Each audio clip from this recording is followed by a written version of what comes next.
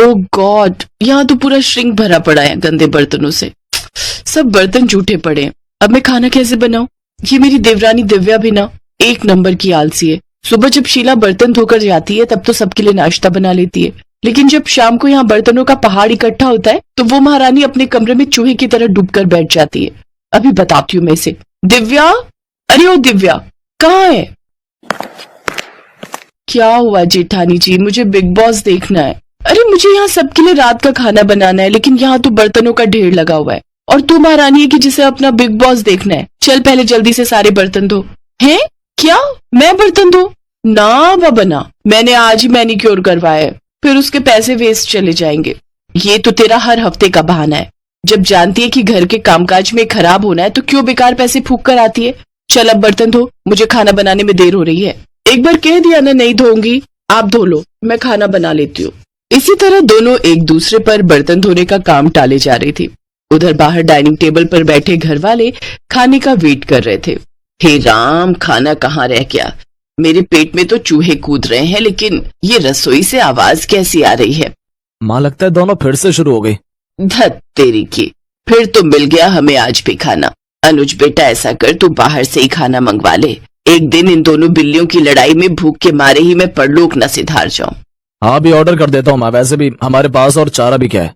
उधर दोनों अभी भी बहस ही किए जा रही थी। ठीक है, फिर नहीं धोने ना तुझे बर्तन, तो मैं भी कोई खाना वाना नहीं बनाने वाली। रहो सब भूखे आज। अरे भूखे क्यों रहेंगे? कल रोहन जी ने खाना ऑर्डर किया था, आज अनुज भैया को बोलो, वो ऑर्डर कर देंगे। दोनों ये बोलने बाहर आती ही है कि तभी अनुज कहता है, कर दिया ऑर्डर। हम जानते हैं तुमसे खाना नहीं बनेगा। तुम दोनों से मिलकर खाना और बर्तन धोने तक का काम भी नहीं होता क्या? मुझे तो आप कुछ ना ही बोलो जेठ जी तो बेहतर रहेगा।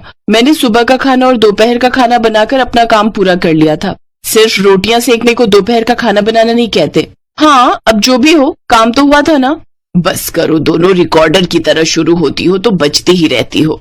कुछ देर बाद डिलीवरी बॉय खाना ले आता है। सब चुपचाप उस खाने को खा लेते हैं। अगली रात दोनों में फिर से रात की रसोई का संग्राम छिड़ जाता है।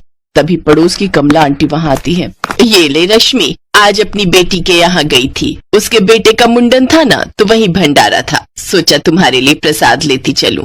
लो, तुम सब भी खा लेना। अरे वाह, फिर तो आज रात की रसोई बनानी नहीं पड़ेगी और ना वो बर्तन धोने पड़ेंगे। रश्मि ये देखकर खुश हो जाती है। फिर दोनों देवरानी जेठानी बर्तन ना धोने पड़े इसलिए एक बड़े से भगोने में आलू की सब्जी डाल देती हैं। एक कटोरे में हलवा और बड़ी सी परात में पूरियां परोस देती हैं। फिर सबको उसी में एक साथ खाने को कहती हैं। तुम पागल हो गई हो क्या? सब इसमें एक साथ कैसे खाएंगे? चल तो दिव्या, जरा इन्हें खाकर तो दिखा। दोनों पूड़ियां तोड़कर सब्जी में डुबोती हैं, खाने लगती हैं। उन्हें ऐसा करते देख सबको उन पर गुस्सा तो आ रहा था, लेकिन वो खाने के अलावा उनके पास और कोई चारा नहीं था। वो रात तो जैसे तैसे कट गई, लेकिन अगली शाम फिर वही कहानी छिड़ गई। देख, कल तो कमला आंटी भंडारा दे गई थी, लेकिन आज तो तुझे बर्तन धोने ही पड़ेंगे। क्या दीदी, मैं बहुत थक गई हूँ, आज रहने देते हैं। मैं उनसे कहकर बाहर से ही खाना मंगवा लेती हूँ। ये सुनकर रोहन गुस्से में आ जाता है। चुप रहो, अपना मुंह बंद रखना। आज हम दोनों में से कोई भी बाहर का खाना ऑर्डर नहीं करेगा। जाओ दोनों रसोई में और खाना बना कर लाओ। दोनों डर के मारे किचन में चली जाती है। क्या करे दीदी, अब तो रात की रसोई करनी पड़ेगी। अच्छा एक काम करते हैं, आप ही बर्तन धो लो तो मैं सबके लिए पुलाव बना दूंगी। हा, आई बड़ी बर्तन धो दो, खुद धो ले समझी। और रही उन लोगों के बाहर का खाना ना खाने की बात, तो कोई बात नहीं, हम उन्हें बाहर का खाना मंगवाने के लिए नहीं कहेंगे और ना ही हम खुद घर पर बनाएंगे। मैं कुछ समझी नहीं, अभी बताती हूँ। रश्मि डब्बे समेत नमकीन, मुरमुरा और बिस्कुट लेकर घर वालों के सामने रख देती है। ये रहा आप लोगों का आज का खाना। इन दोनों का बस चलेगा ना तो हमें रोज मंदिर के बाहर लंगर में बैठकर ही रात का खाना खाना पड़ेगा। इनके रहते तो हमें रात की रसोई नसीब ही नहीं होगी। बस बस बहुत हुआ, आज तो हम जैसे तैसे ये खा लेते हैं, लेकिन अगर कल से खाना नहीं मिला तो फिर तुम लोगों की खैर नहीं। जी ठीक है, लेकिन उनके पास इसका भी जुगाड़ था। अगले दिन दिव्या बाजार से जाकर कुछ डिस्पोजेबल प्लेट्स ले आती है। यार दिव्या, खाना तो डिस्पोजेबल में खा लेंगे, लेकिन खाना बनाने के लिए तो वो बर्तन धोने ही होंगे ना। कुकर, कढ़ाई, ये सब तो चाहिए ही ना।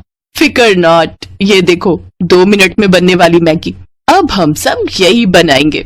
दोनों फिर से काम चोरी दिखाती हैं और नूडल्स बनाकर डिस्पोजेबल में डालकर दे देती हैं। ये देख तीनों अपना माथा पकड़कर